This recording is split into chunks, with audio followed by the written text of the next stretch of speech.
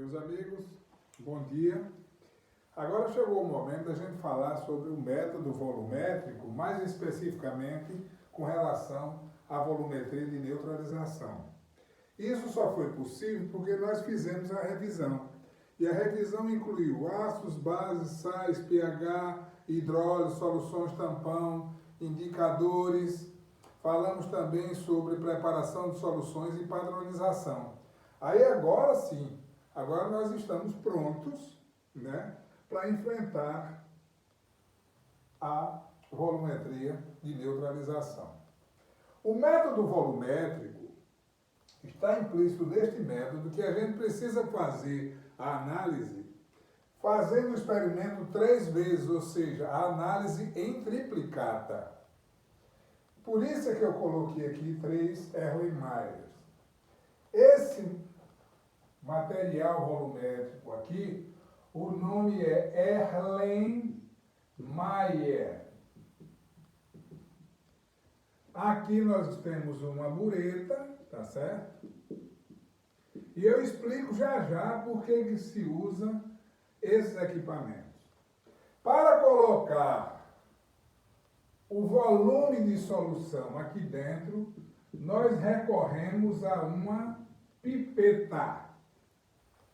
Então, nós temos 3 Erlenmeyer, nós vamos ter uma bureta, tá certo? Neste Erlenmeyer, por meio de uma pipeta, nós vamos colocar um volume aqui, com a mesma pipeta o segundo volume e com a mesma pipeta o terceiro volume. Isto é, não adianta querer mostrar em laboratório de rico, vamos dizer assim, usar 3 pipetas diferentes para coletar o volume para cada Erlenmeyer. Então você não deve variar nem o material.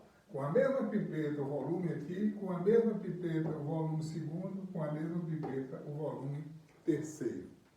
E vocês haverão de perguntar, mas Paulo, por que a gente está usando pipeta? Porque pipeta é considerado material volumétrico de precisão. Paulo, aí a gente vai adicionar o volume da outra solução, o Erlenmeyer, por meio de uma bureta.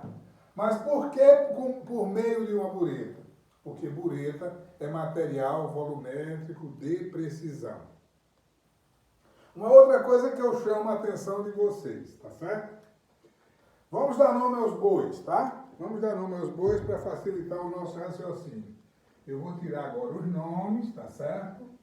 Eu vou tirar os nomes e agora eu vou acrescentar mais umas outras coisas. Por exemplo, aqui eu vou ter uma solução B. Aqui no Erlenmeyer eu vou adicionar a solução A. Para você poder desenvolver um método volumétrico, se uma das soluções é tida como solução da amostra, a outra obrigatoriamente terá que ser uma solução padrão. Se eu chamar essa solução A de amostra, então eu já sei que a outra solução escolhida para analisar esta amostra, ela deverá ser uma solução padrão. Mas essa solução ela é escolhida ao acaso? Não. Eu vou já dizer a vocês como é que se faz para escolher uma solução padrão. O que é fato é o seguinte, vamos admitir que eu coloquei aqui dentro 10 ml da solução da amostra aqui dentro. E eu estou colocando a solução padrão, vou colocar a solução padrão para reagir com a solução A que está aqui dentro e que é a amostra. Eu vou adicionar a solução B até que, não mais existindo a amostra aqui dentro, em seu lugar eu tenha o produto. E vocês haverão de perguntar, mas como é que eu sei que o produto se formou completamente? Simples. Eu vou colocar aqui um indicador cuja finalidade é que ele mude de cor no momento em que, não mais existindo a amostra, em seu lugar eu tenho o produto. O indicador serve para indicar que o que tinha que acontecer em termos de reação, efetivamente já aconteceu. Isto é, que o produto esteja completamente formado. Então, aí você diz, mas Paulo, foi por isso que você falou sobre preparação de soluções e padronização, porque somos nós que vamos preparar a solução padrão, preparar a solução e padronizar? Sim. Ah, Paulo, foi por isso que você falou também sobre indicadores? Sim. Para que vocês aprendam como se prepara um padrão, como se prepara um indicador, para que é que ele serve e como é, por que ele muda de cor. Está aqui, que eu expliquei na aula passada, daí a razão de estar usando agora. Então, duas coisinhas de antemão vocês já precisam estar bem cientes. Primeiro, para escolher o padrão, eu uso como referencial a amostra. E para escolher o indicador, eu uso como referencial o produto que se forma.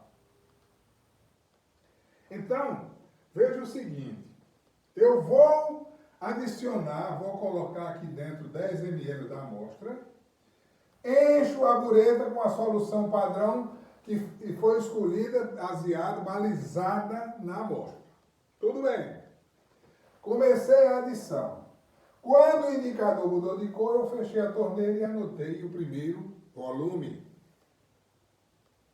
Então, disse a vocês brevemente em aulas passadas o seguinte: volume do padrão vezes concentração do padrão é igual ao volume da amostra vezes a concentração da amostra. Esta é a fórmula que nos permite calcular a concentração da solução que a gente não tem. Ou seja, a concentração que nós não temos, que é a solução da amostra. Muito bem. Antes de começarmos a análise propriamente dita, que valores nós temos aqui da fórmula? Temos o volume da amostra? Sim. Temos sim. Temos a concentração da amostra? Não. Temos a concentração do padrão? Se a solução é padrão, temos sim. Quando a gente adicionar o indicador mudou de cor, nós temos agora o volume do padrão? Temos sim. Agora nós podemos calcular a concentração da amostra, que é o objetivo da nossa análise. Mas, como eu disse a vocês, na análise volumétrica, o resultado que vai se chegar, ela tem que obedecer a 3 tentativas. Eu não posso acreditar que o volume de padrão que eu usei estava certo quando eu fiz o primeiro experimento. Daí a razão de ter que fazer uma segunda ou uma terceira vez. O que é que eu faço? Já fiz a primeira análise, já anotei o primeiro volume gasto. Eu encho a bureta novamente para fazer a segunda análise. Aí você diz assim, Paulo, mas se a minha bureta for de 50 ml, eu só gastei 15. Eu não poderia fazer mais 2 sem precisar de encher, mas o correto é que você enche a bureta para usar a mesma seção nas 3 tentativas. Porque você não pode garantir que em trechos diferentes da bureta os mesmos volumes sejam coletados. Assim como eu disse, com a mesma pipeta medir os 3 volumes, com a mesma seção da bureta fazer as 3 análises. Muito bem. Então, eu posso acreditar que eu acertei no primeiro volume? Não. Eu vou fazer uma segunda tentativa. E como é que eu faço essa segunda tentativa? Encho a bureta, aqui já tem os 10, eu coloco a mesma quantidade de indicador aqui e adiciono o volume da bureta. Quando eu for fazer a segunda análise, eu não tenho que me preocupar com o que aconteceu na primeira. Esqueça. Não, mas eu gastei 15, então eu poderia adicionar 10 bem ligeiro e depois de 10 a 15 eu ir devagarzinho. Não. Esqueça a primeira análise que você fez. Você vai fazer a segunda como se nada tivesse acontecido, como se você não tivesse feito qualquer tentativa. Vai para a segunda. Quando o indicador mudou de cor, você fechou a torneira, agora você tem 2 volumes. O volume da primeira tentativa e o volume da segunda tentativa. Agora você vai comparar os dois. Se eles forem iguais, você não precisa fazer a terceira análise. Lembrando que você não fez a segunda pensando na primeira. Você fez esquecendo o que aconteceu na primeira e deu o mesmo volume. Ótimo. Então, se aconteceu isso, não precisa fazer a terceira análise, a terceira tentativa. Mas se não deu igual, deu próximo, tudo bem. O que é que você vai fazer? Pegar, encher novamente a bureta e fazer a terceira tentativa, tendo cuidado de colocar o indicador aqui dentro. Agora, quando você tem as 3 tentativas, agora com os 3 resultados de volumes da bureta, é que você vai ver se o seu resultado foi bom ou não, ok? Mas vamos para frente. Então, vamos admitir as seguintes situações, tá? Vamos admitir as seguintes situações, porque análise não é só chegar ao resultado. O bom analista não é aquele que chega a bons resultados, é aquele que sabe o que fazer com o resultado obtido. Vamos admitir o seguinte: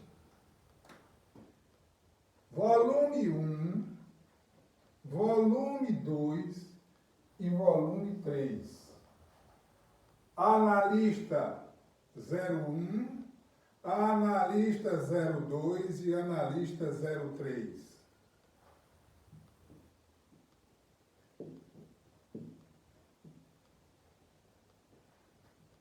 Analista.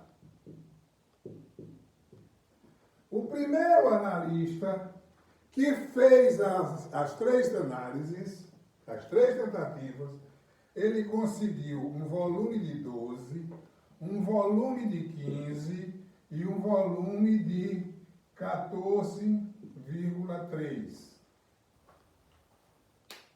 O segundo analista, ele conseguiu 11, 11,1 e 13. O terceiro analista conseguiu 10,5, conseguiu 10,8 e conseguiu 10,9.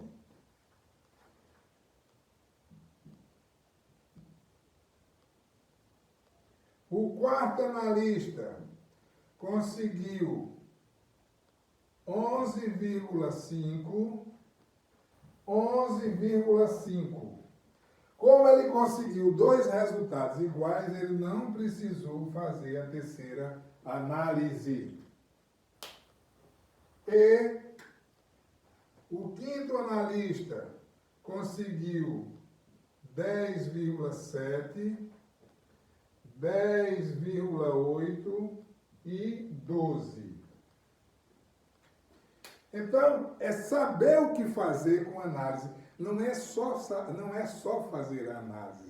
É saber fazer a análise, mas, sobretudo, poder fazer uma análise crítica dos resultados obtidos. O primeiro analista fez a primeira tentativa e gastou um volume de 12 ml. Na segunda vez, ele gastou 15. Lembrando a vocês que cada fraçãozinha daquela bureta é igual a 0,1 ml. Reparem que houve uma discrepância entre o primeiro volume gasto e o segundo de 3 ml. Se a diferença entre um tracinho desse e outro é 0,1, é muita coisa. São 30 tracinhos desse. Então, eu não posso acreditar, em nenhum analista, que certo é quando ele conseguiu 12 ou quando ele conseguiu 15. Aí ele vai para uma terceira tentativa para saber se a terceira se aproxima do primeiro volume ou do segundo. E como resultado ele conseguiu 14,3. Sabe o que isso significa? Que não houve concordância entre os resultados. Concordância é diferente de igualdade. Não foram iguais, tudo bem. Mas foram concordantes entre si? Não. Foi uma discordância entre os valores. Então, você não pode dizer que o analista foi bom na primeira, ou foi bom na segunda, ou foi bom na terceira. O recomendado é que comece tudo de novo. O segundo analista conseguiu 11 na primeira, 11,1 na segunda. Como os resultados não foram iguais, ele recorreu a uma terceira tentativa e esta terceira tentativa foi discordante entre as duas primeiras. Então essa aqui está fora. E essas duas? Houve discordância? Não. Houve uma concordância, ou seja, os resultados foram muito próximos. Neste caso, nós somaríamos esta com essa e dividiríamos por 2. Aí está certo. Resultados que são discordantes estão fora. Resultados que são concordantes, aqueles que forem concordantes, são somados e divididos pelo número de resultados concordantes, aqui no caso 2. Este analista teve 10,5, 10,8 e 10,9. 10,9 e 10,8 são concordantes. Esse aqui discorda um pouco. No meu entendimento, esses dois devem ser somados e divididos por 2, que são os dois resultados concordantes. O quarto analista, fazendo a primeira análise, gastou um volume de 11,5. O segundo de 11,5. Precisa fazer o terceiro? Não. Não é normal que isso aconteça. Mas é preciso que se diga que, embora não seja normal, se dois resultados, os dois primeiros forem iguais, não há necessidade de fazer um terceiro, porque basicamente você já reprisou o seu resultado. E por último aqui, 10,7, 10,8 e 12. 10,7 e 10,8 são concordantes entre si, são. 12 é discordante, é. Então, eu somaria esses dois e dividiria por 2. Ok, meus amigos? Então, a análise não é só fazer uma análise criteriosa, bem feita, mas, sobretudo, saber o que fazer com o resultado. Ok? Isso aqui é muito importante também. Então, voltemos.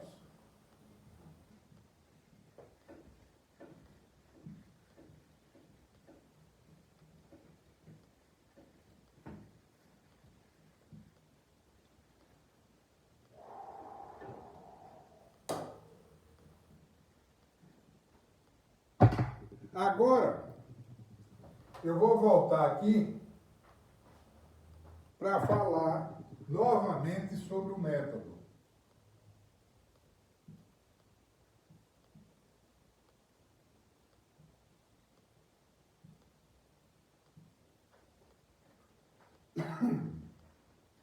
Eu vou colocar aqui uma solução, que já vou dar nome aos bois, tá?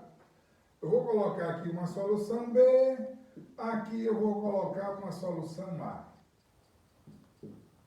Primeira coisa, qual das duas soluções é a amostra?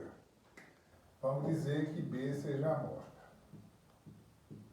Se B é a amostra, então eu já sei, não sei ainda qual é a solução, mas de cara eu devo dizer que a concentração desta solução A, ela tem que ser conhecida com exatidão.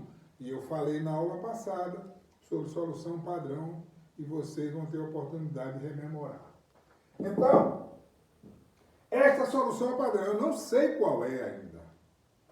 E sei também que tem que ter aqui um indicador. Eu disse agora há pouco a vocês que quem determina a escolha do padrão é a amostra. Então, existe uma íntima ligação entre a amostra e o padrão. Paulo, como é que eu faço para escolher o indicador? O indicador, a escolha, está relacionada ao produto. Se para escolher o padrão eu necessito conhecer a minha amostra, para escolher o indicador eu preciso conhecer o produto. Muito bem. Vamos dar nome aos bois. Vamos dizer que nossa amostra seja uma solução de ácido acético. Se a amostra é uma solução de ácido acético, eu posso escolher como padrão o hidróxido de sódio. Aí vamos ver se é possível, tá?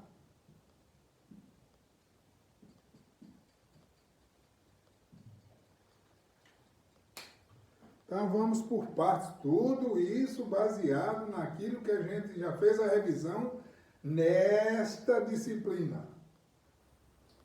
O ácido acético é um ácido fraco. Porque para escolher o padrão, primeiro preciso conhecer a minha amostra. Então, o ácido acético é um ácido fraco. Ele só tem um hidrogênio a ser substituído. Ele é um monoácido. Isto é, só forma um sal.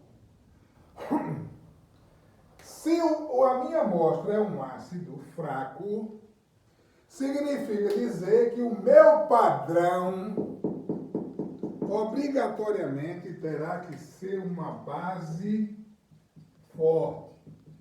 Porque numa análise volumétrica de neutralização, se uma espécie é um eletrólito fraco e o ácido fraco o é, então, obrigatoriamente, a outra solução que irá reagir com o meu ácido fraco terá que ser de um eletrólito forte, e está confirmado que uma base forte é um eletrólito forte.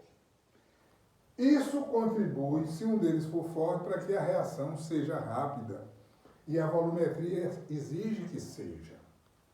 Então, a solução escolhida é padrão? É padrão. Por quê? Porque se uma espécie é a amostra, obrigatoriamente a outra solução terá que ser padrão. Se aqui a solução é de um eletrólito fraco, a outra solução, a padrão no caso, terá que ser de um eletrólito forte. Muito bem. Agora vamos mais ainda aprofundar. Quando eu adicionar o hidróxido de sódio, que é padrão e é uma base forte, ao ácido acético, aqui dentro vai se formar o quê? Um sal. Como é o nome deste sal? Acetato de sódio. E o que é o acetato de sódio? É um sal que tem caráter o quê? Caráter básico. Porque ele deriva de um ácido fraco com uma base forte. Este sal tem caráter básico. Muito bem. É possível calcular o pH? Existe uma fórmula de pH que nos permita calcular o pH de um sal de caráter ácido? Desculpem, de caráter básico? O que é que ela deve conter? Concentração do sal e o que mais? Ka. Só tem uma fórmula que contém Ka e concentração do sal, que é justamente a de um sal de caráter básico. Muito bem. Então, este sal, quando eu adicionei o hidróxido de sódio ao ácido acético, formou o acetato de sódio. vai ser, então, a finalidade do indicador aqui dentro? A finalidade do indicador aqui dentro é mostrar, através de uma mudança de cor, que o sal se formou completamente. O sal que se formou completamente é o acetato de sódio, que é um sal de caráter básico, cujo quando ele se formar, o pH estará dentro da faixa considerada básica. Razão pela qual eu devo calcular o pH do sal. Porque quando eu começar a adicionar o hidróxido de sódio ao ácido acético, quando o pH aqui dentro estiver igual a este, é porque o sal se formou completamente. E o indicador tem que mudar de cor neste momento. Então, como é que eu faço para escolher o indicador? O indicador bom é aquele que muda de cor aqui dentro, no mesmo pH em que se forma o sal. Repetindo, a minha amostra é um ácido fraco. Se é a amostra, a outra terá que ser padrão. Se a minha amostra é um eletrólito fraco, é um ácido fraco, então o meu padrão terá que ser um eletrólito forte. E o hidróxido de sódio é uma base forte e é um eletrólito forte. Muito bem. Quando eu adicionar o hidróxido de sódio ao ácido acético e não mais existir o ácido acético, o que é que eu vou ter no seu lugar? Um sal. Que sal é esse? Acetato de sódio. O acetato de sódio é um sal o quê? Um sal de caráter básico. É possível calcular o pH de um sal de caráter básico? Sim. O que é que a fórmula de pH deste sal deve conter? Concentração do sal e Ka. Pego a fórmula no livro, pego o Ka do ácido acético, calculo o pH. Na hora que eu calcular o pH, eu sei qual é o pH aqui dentro quando o sal se formar completamente. E eu vou escolher o indicador com base nesse pH calculado, dizendo o seguinte: o indicador bom é aquele que muda de cor no mesmo pH em que o sal se forma. Paulo, mas é o seguinte, na fórmula de pH eu vou encontrar o Ka no livro, mas eu não tenho a concentração do sal. Aí mas você vai fazer o seguinte, apenas para escolher o indicador, você vai considerar a concentração do sal como sendo igual à do padrão. Apenas, escuta o que eu estou dizendo, apenas para escolher o indicador. Isso não significa que isso seja verdade, essa igualdade. Mas para escolher o indicador, dá. E dá sem qualquer problema. Entenderam? Então, para escolher o indicador, eu preciso saber qual é o sal que se forma e o caráter dele. Sabendo o caráter, eu escolho a fórmula. Escolhendo a fórmula, eu vou calcular. Para calcular, eu preciso do Ka, que no livro eu tenho. A concentração do sal eu considero igual a do padrão, apenas então somente para escolher o indicador. Aí eu vou e faço. Tá certo? Voltando agora.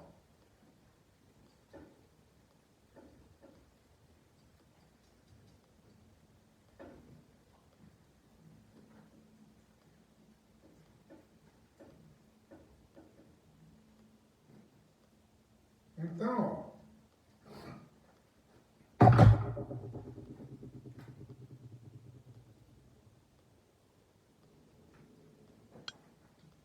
Hidróxido de sódio, solução padrão, sendo adicionada o ácido acético. Aqui é o padrão e aqui é a amostra. E a gente chega à conclusão que o indicador é a fenolftaleína. Por quê? Porque o sal que se forma é o acetato de sódio. O pH do sal vai dar em torno de 9. E quando a gente vai no livro, a gente descobre que o indicador que muda de cor nesse pH é a fenolftaleína. E nós vamos usar de 3 a 5 gotas do indicador. Ok? Então veja bem, aqui nós vamos parar um pouco e já eu começo no outro vídeo, tá bom? Um abraço.